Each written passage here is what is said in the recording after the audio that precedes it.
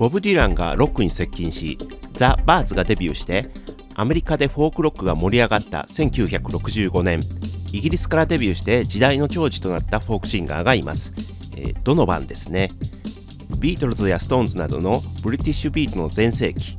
イギリスでは地味な存在だったフォークのシーンから出てきて大きな成功を収めた彼の初期の活動を今回は見ていこうと思います。ドノバン・フィリップス・レイッチは1946年にイギリス・スコットランドのグラスゴーで生まれ、10歳の頃イングランドのハットフィールドに引っ越ししています。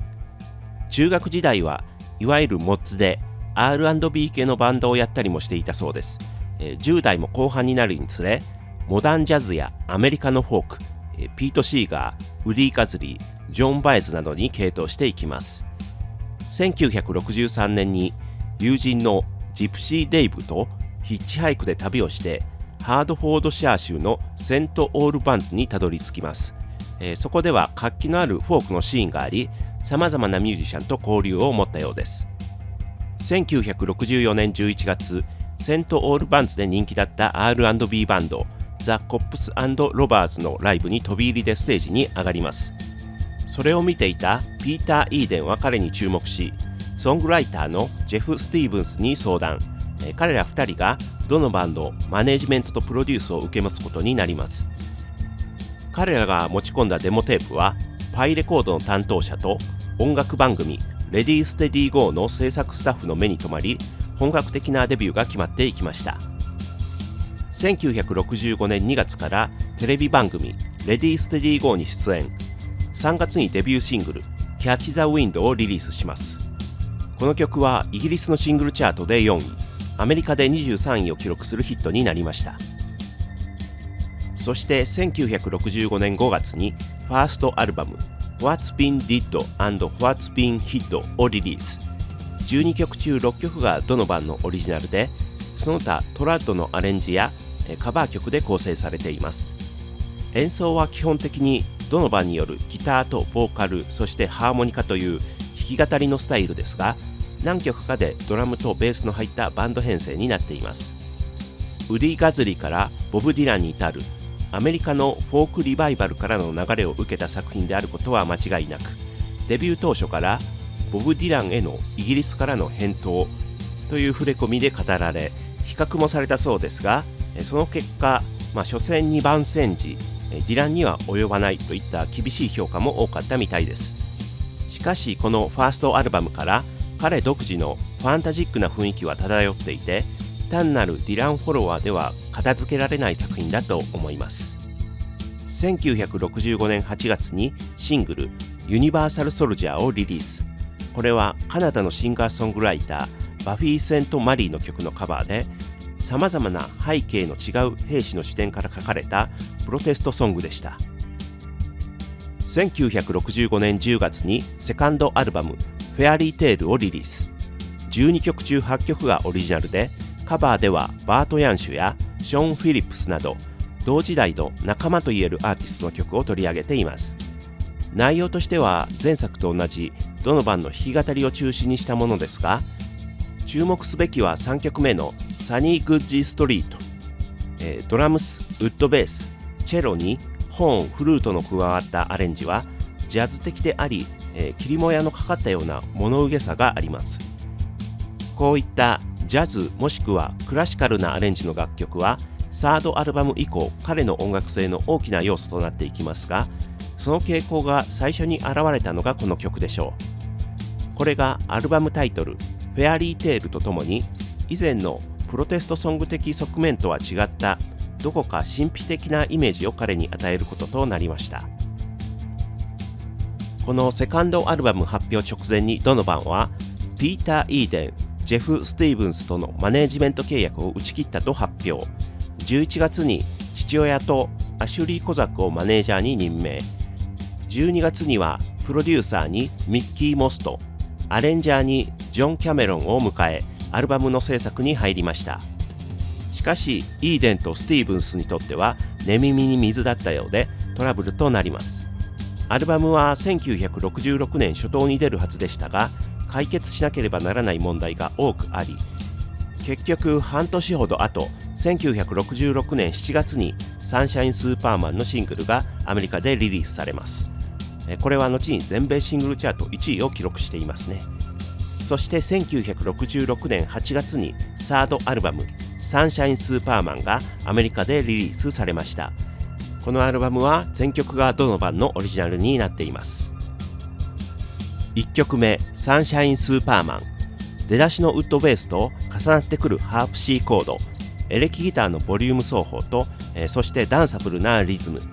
曲自体はブルース進行のシンプルなものですが、これまでとは全く違ったカラフルなアレンジでポップでキャッチーな曲になっています。大ヒットして彼の代表曲になりました。2曲目レジェンド・オブ・ア・ガール・チャイルド・リンダ、まさにおとぎ話のような歌詞を淡々と歌い、バックはストリングスや木管楽器やチェレスタでアレンジされていて、非常にファンタジックでクラシカルな印象の曲です。3曲目スリー・キング・フィッシャーズ、シタールなどのインドの楽器でアレンジされ、メロディーなどもかなりインド音楽を意識していると思われます。欧米のポピュラー音楽でここまでインド音楽に寄せたのはビートルズの、リボルバー収録の Love You Too が初でしょうか。このアルバムもほぼ同時期に発表されています。4曲目フェリス・ホイール、こちらもタンブーラ・タブラの入ったインド色の強い曲です。エレクトリックベースも入っていて、その反復が催眠的で瞑想的です。5曲目バートズ・ブルース、このバートというのはバート・ヤンシュのことで、彼らは無名の時代に出会って、以降交流を持っていました。ドノバンは彼のファンだったそうで、以前のアルバムでもカバーをしていましたが、ここでは彼に向けた曲を歌っています。基本的にはタイトル通りブルース調の曲ですが、ハープ C コードやストリングスも加わるドラマチックなアレンジになっています。6曲目シーズン・オブ・ザ・ウィッチ、アルバム中ロック色を最も強く感じる曲です。魔女の季節という神秘的オカルトチックなイメージ。このアルバムにはエレキギターでジミー・ペイジ、エレキベースでジョン・ポール・ジョーンズが参加しています。後にレッド・ツェッペリンを結成する2人が演奏する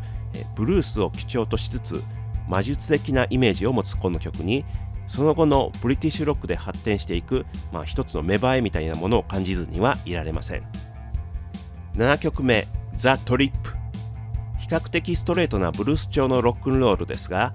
歌詞はタイトル通りトラックソングとしか言いようがないです。 LA のダウンタウンとかフェリーニとかボブ・ディランとか、具体的な名前が当時の文化、雰囲気を漂わせます。8曲目グイネビーヤ、間を取ってゆったりと歌われるのはイギリスの伝説上の人物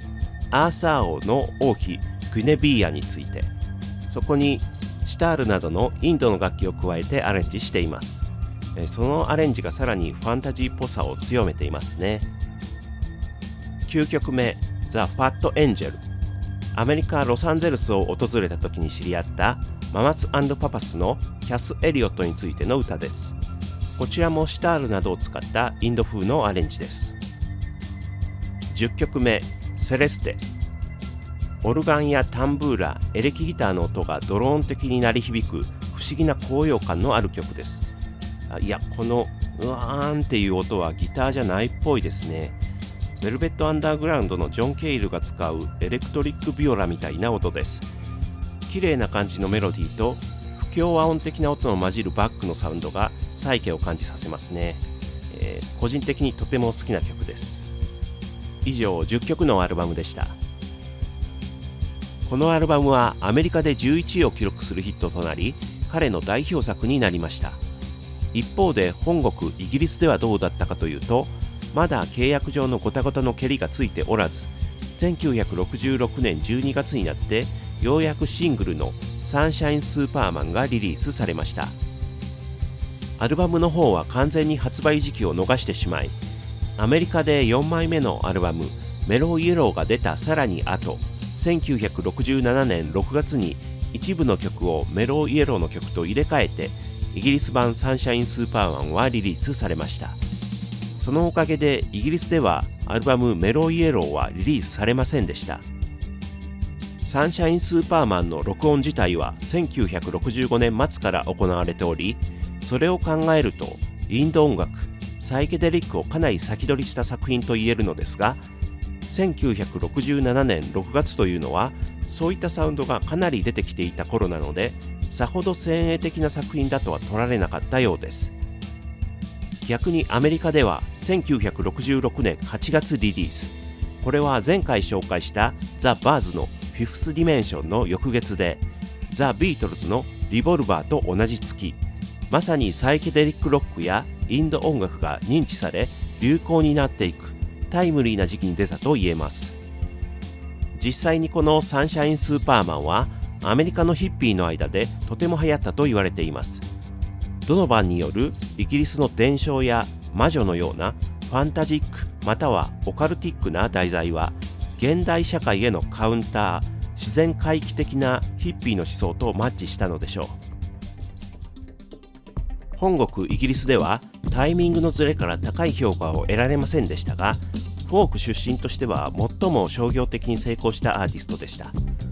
彼がアメリカで成功した数年後にペンタングルやフェアポートコンベンションが出てきて、イギリスのフォークロックシーンは活気づくのですが、彼らもドノバンのような世界的な成功までは得られませんでした。個人的にも最初に手にしたイギリスのフォークのアルバムはこのサンシャインスーパーマンでしたし、やはりロックとかが好きでブリティッシュフォークにも興味があるという人が最初に聴きがちな、ブリティッシュフォークの入り口になっているアルバムなのかなと思います。自分もかなり思い入れのあるアルバムで、自分が20年くらいやっている2人組のバンドというか、あるんですけど、その最初の頃のライブでこのアルバムの曲をカバーしました。確か、ザ・バーズの I'll Feel a Whole Lot Better と、ドノバンの Season of the Witch とベルベット・アンダーグラウンドの I'm Waiting for the Man をカバーしたんですよね。このあたりが自分のやっている音楽に影響を与えているのは間違いないですね。はい。というわけで今回はドノバンの初期の作品を紹介しました。ご視聴ありがとうございました。